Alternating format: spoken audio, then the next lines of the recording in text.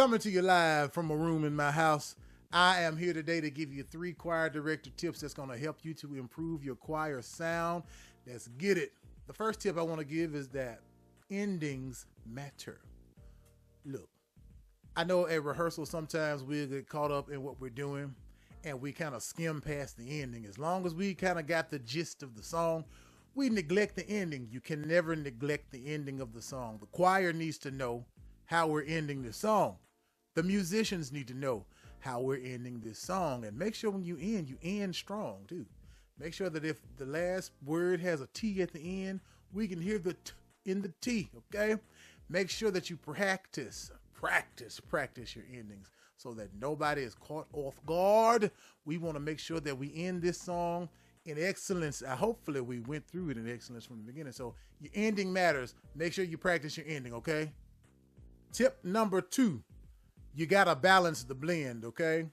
You got to make sure that if your sopranos are at this level, then your altos need to be at this level too. And the tenors have to be at this level. And if you have a bass section, they need to be at this level, okay? So you can't have the altos coming in, la, la, la, la, la, and then your sopranos, la, la, la, la, la. That's a mess. So make sure that you learn how to balance.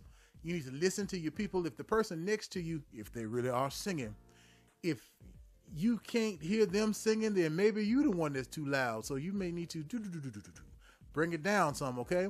That's one way to help. That's a good ear training thing for you to do, okay? So make sure that, especially as the choir director, you're listening because you're in control.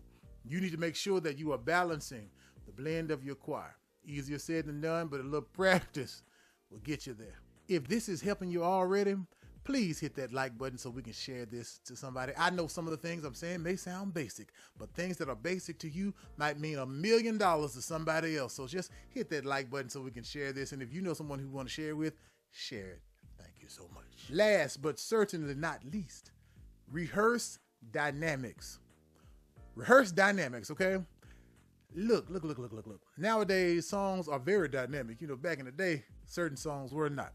But nowadays, you got the swell, you got the crescendo, decrescendo, all them little words, big words. We ain't trying to do all that. But you know what I'm talking about when I'm talking. So look, dynamics. If the song goes, la, la, la, you can't get in there and y'all singing, la, la, la. That's not it. You need to rehearse going, la, la, la. Y'all hear that la, la? I did that. Look, it makes a difference between how great you sound or how terrible you sound, okay? And I understand that we're not putting on the show. But what we are trying to do is give God our best, especially in the church choir, right? We're trying to give him our best. So you need to rehearse singing better than just your basic la, la, la. You need to learn la, la, la. And guess what? Choir directors, if you teach it that way, they should sing it that way.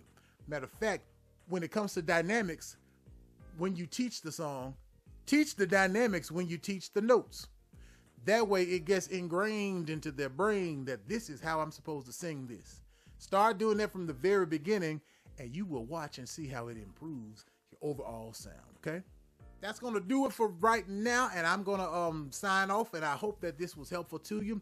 If you need some more tips, I'll throw another video on the screen. There's always going to be more.